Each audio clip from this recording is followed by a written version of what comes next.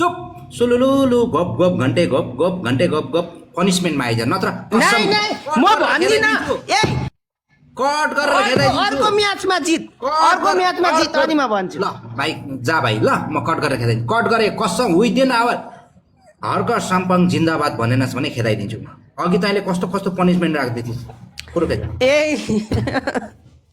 ए दाजुभाइहरू यसले के गर्यो यो रेकर्ड यो त हर्क साम्पाङ जिन्दाबाद भनेनस् भने कट गर्छु खेदाइदिन्छु तेरो हैसियत चाहिँ छैन ल मसँग ल ठिक छ होइन होइन अर्को पाली जितिस भने भन्छु यसपालिलाई हुँदैन भाइ छोडिदिन्छु। हुँदैन भाइ ए तँलाई म कति सेकेन्ड दिन्छु है 25 सेकेन्ड 1 2 3 4 5 6 आयो हेर्नुहोस् त दाजुभाइहरू आठ, यसले ह्याकर राखेर के गर्नु खोजेको 10 11 टाइम सकिनु आँटेछ है ल 12 ल हर्क साम्पाङ जिन्दाबाद लु भनिदिए लु लास्ट अब मेरो दाजुभाइहरूले मलाई नै हराइदिनु भयो त अहिलेलाई मैले यति भने तर अर्को पालि चाहिँ तैँले रवि दादाको खुट्टाको पानी खान्छु जय घन्टी रवि दादा जिन्दाबाद भन्नुपर्छ रवि दादाको मैले खुट्टामा त्यस्तो ढोक्छु खुट्टाको पानी खान्छु भन्नुपर्छ तैँले बुझिस्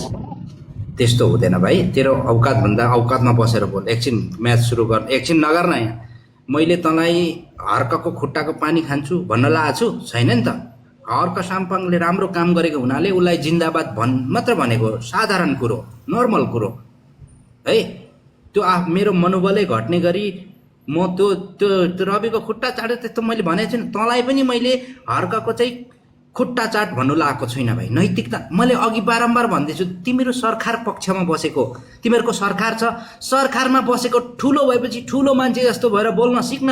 अहिले तिमीहरू देश चलाउने मान्छे भएर देश चलाउने पार्टीको मान्छे भएर चाहिँ त्यसरी नबोल्न भन्दैछु अहिले तैँले मेरो झापु खाने कुरा गरिस् नि त होइन एक ठ्याक त खाइहालिस् अब अर्को ठ्याक एकछिन के को गेम पठाएको गर्छस् हौ